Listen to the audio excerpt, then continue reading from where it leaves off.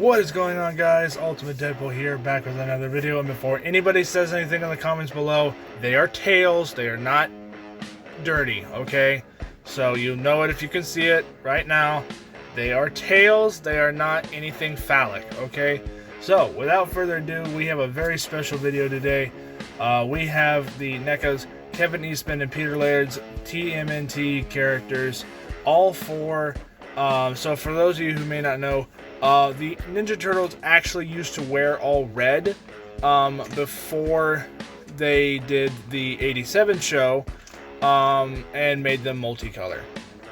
So in the comics they had red bandanas, and then once they actually greenlit the show, they went ahead and changed them to red, blue, orange, and purple, so that way people could differentiate them better. So that's now why most movies and shows and stuff like that have the turtles with the multicolor headbands. But these are the original four turtles. This is based off the exact comic book looks that they had, down to the finest details. So anyway, let's go ahead and get started with this video. We'll go ahead and go through each turtle one by one.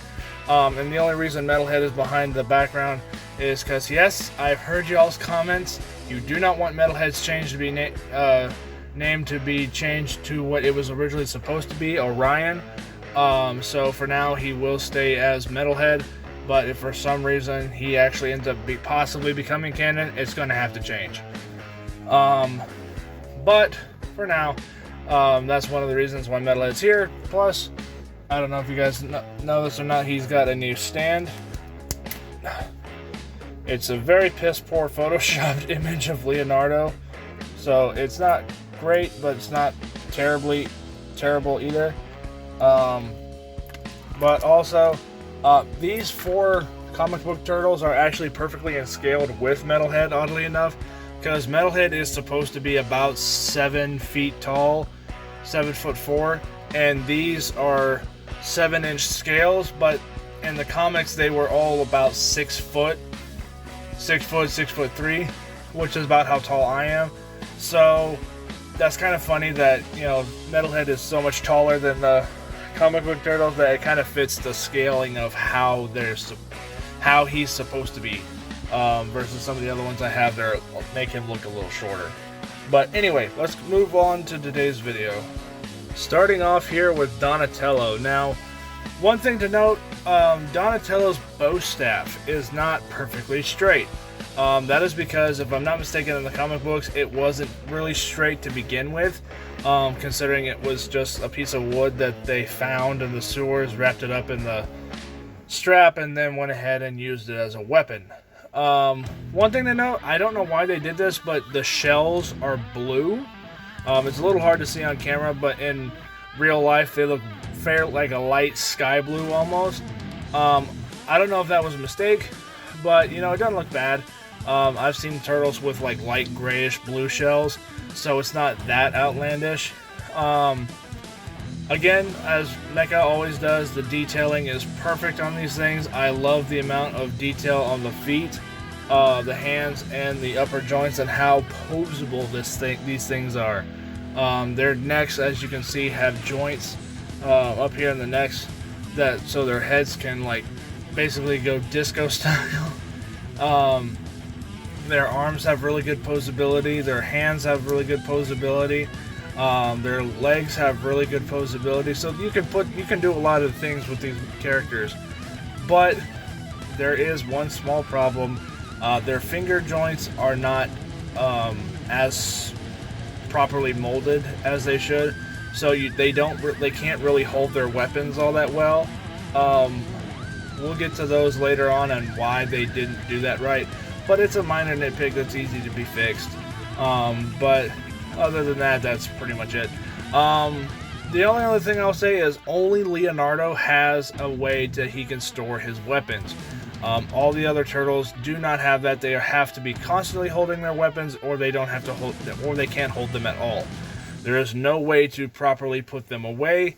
Normally Donatello would have a piece for his bow staff to go in his back. so that way he could run around with it, not holding it. They did not do that for these characters, mostly because he never really put it away in the comic books, and if he did, I believe he usually leaned it up against the wall, so it's not like it's that big of a deal. As far as quality, these things are a lot better quality than the 1990s Jim Henson's Creature Shop movie turtles that I got a while back. Some of you guys may remember those. I found out those ended up being bootleg turtles. That's why the joints and stuff were so weak, plus they're also so old, so it could be one of the two.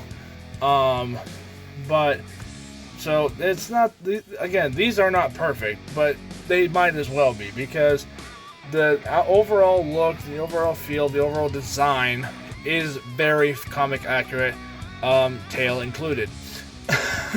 And for those of you who may not know this, that's why no Ninja Turtle action figure has ever had tails, because they thought it was too phallic looking when they 3D molded it, and they cut the tails off.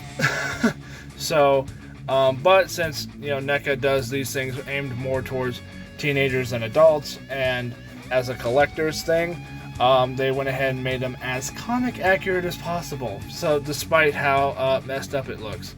But anyway, really good detailing work on his shell. Actually, I'm just now noticing this. When he spins around again, you can actually see some slice marks and stuff on his shell. I think it's a really nice touch to show that these guys are more battle damaged than most other incarnations of the Turtles. I have always said for the longest time that they need to make a movie based off the comic book looks, just like this. And who knows, maybe someday they'll do it. But you gotta keep that dark tone. No more Ninja Turtles being happy, friendly characters. Make them dark, make them serious, make them actually threatening, not coming off as a joke like the Mutant Mayhem movie coming out later this year. So I'm going to do an entire video on that. But anyway, Donatello looks really good. I've spent way too much time on this figure.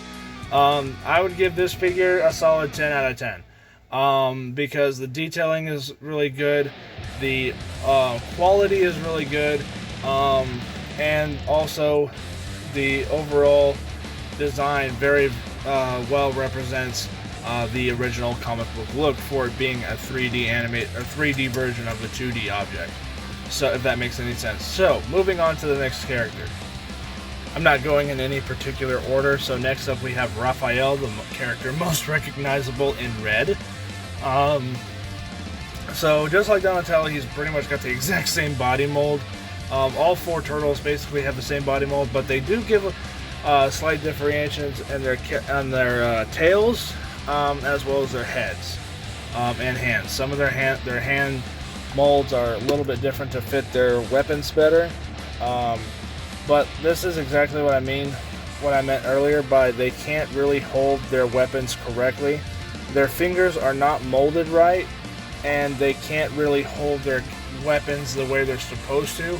It's a very easy fix, but again, it is one of those minor nitpicks I have with some of the stuff that NECA does, because they make the hands to where the fingers don't bend enough or aren't bent enough to where they can actually hold their weapons correctly.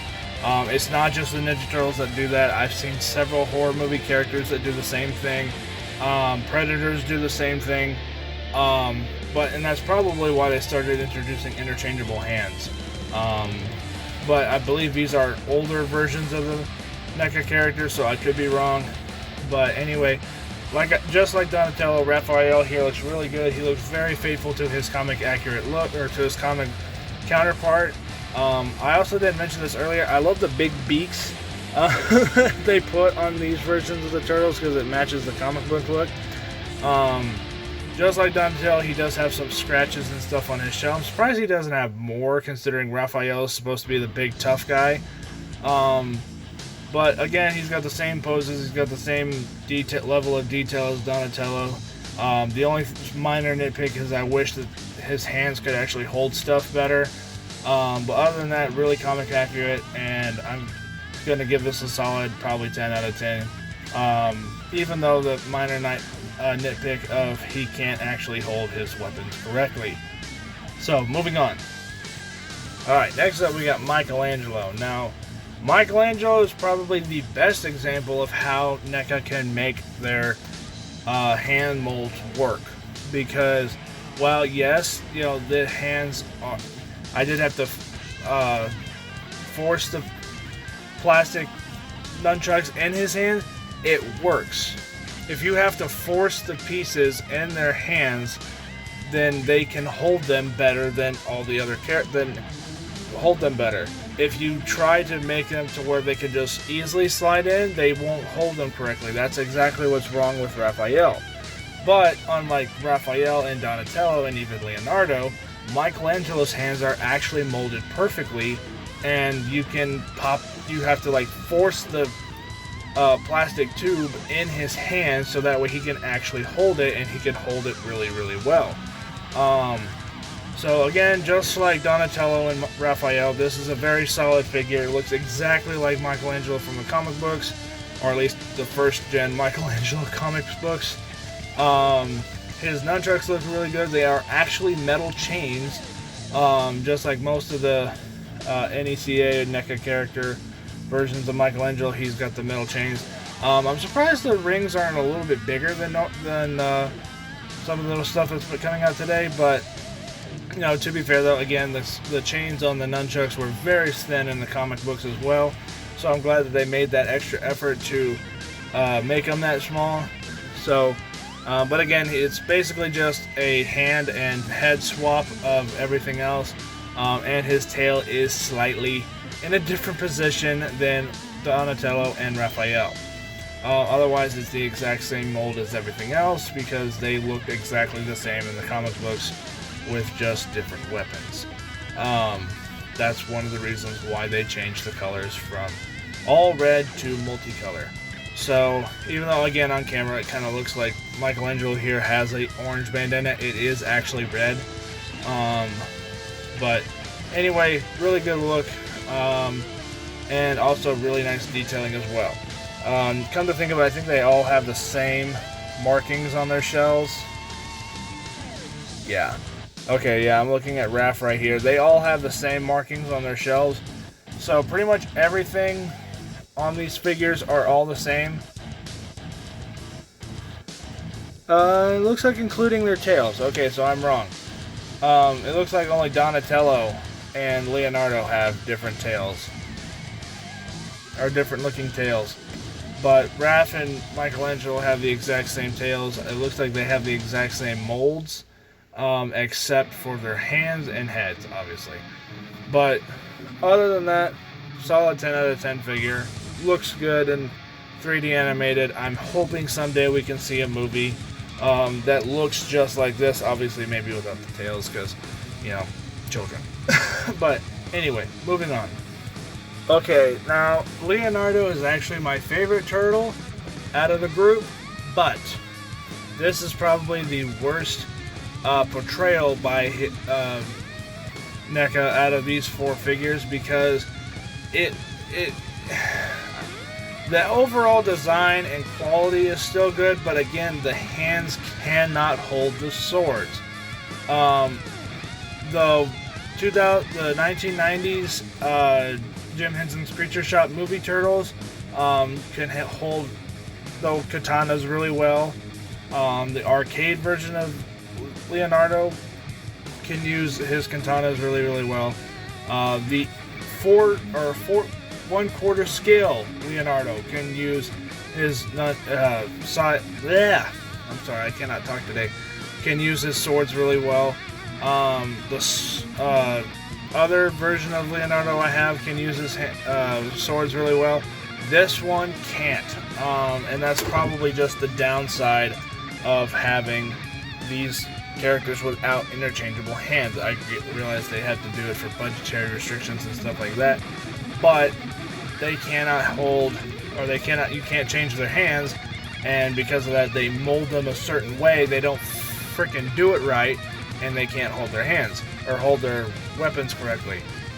But again, minor nitpicks.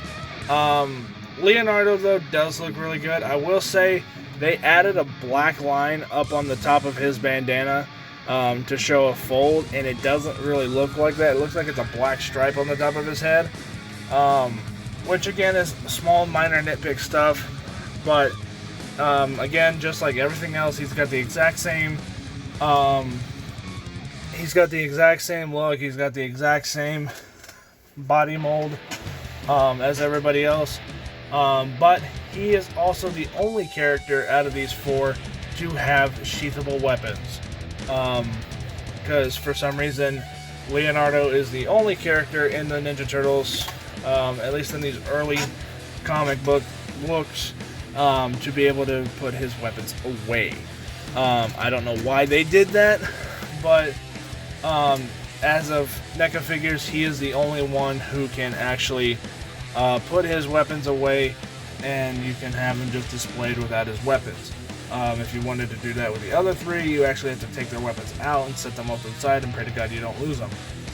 So, the only other thing I'm praising this character on and slightly disappointed with is his sword sheaths. I don't remember them being that high, but I could be wrong. Maybe they were that high in the comic book. I don't remember. And also, they're supposed to be crossed. I know they crossed them later in future comics. I know in the first few issues they were solid like this, because that's how most ninja sword sheaths are until they crossed them later. And then Leonardo is actually the only turtle to have all of his teeth exposed except, or have his face looking like this. Yes, I know Raphael has his face like that, and he's usually the most iconic one to have his face like that. And even Michelangelo has his face kind of looking the same. But I don't know, it's just kind of funny that he's the one who has like perfect angled mouth, and everyone else has like a slightly different crease and stuff. It's, again, minor nitpicky weirdness, but other than that, this Leonardo looks really good. This is one of my favorite versions of Leonardo, just because I do like the comic accurate stuff that they did. Can't think of really any much else to say with this character. Like I said, the only real big issue I have with this entire deal is his hands. The hands can't really hold anything all that well. And it's just one of those minor things that's like, it shouldn't be a problem, but it is a problem for me. And like I said, really Donatello and Michelangelo of this four set are the only ones who can actually hold their weapons relatively well, Michelangelo especially. But again, it's an easy fix, but it shouldn't have to be fixed. That's my point. So anyway, that's pretty much it for this video, so let's go ahead and end the video now. Alright, so that's pretty much it for this video. Let me know what you guys think of these things down in the comment section below. If you want to try to get your hands on some of these these four figures, I'll leave a link in the description below if you guys want to try to get these. They're like, I paid about $60 for these, but that's because of what they are, how old they are, and how much, how many you're getting. You're getting four pretty decent quality figures, so they are a little bit more on the expensive side, but they are so worth it. I'm telling you, all four of these figures are a solid 10 out of 10 for me. Even though these two cannot hold their weapons correctly, it is an easy fix if you do it the right way, but you have to do it with like surgical precision or you will mess it up completely, and it is a pain in the ass. But other than that, these two are actually able to hold their weapons relatively well. So again, minor nitpicks, they all look good, and these will be going in my personal Ninja Turtles collection, and they may even appear in 1 or 2 videos moving down the line. So if you ever see these characters show up, just know that they do have tails. It is not anything dirty, and they all wear red bandanas, because that's what it was in the original Kevin Eastman and Peter Laird's comic books. It was all red. So anyway, let me know what you guys think, and I'll catch you guys all later. Peace out. You guys are awesome. Happy St. Patrick's Day. There's something else I'm forgetting. Oh well, I'll figure it out later. But anyway, peace out. I'll catch you guys all later. Bye.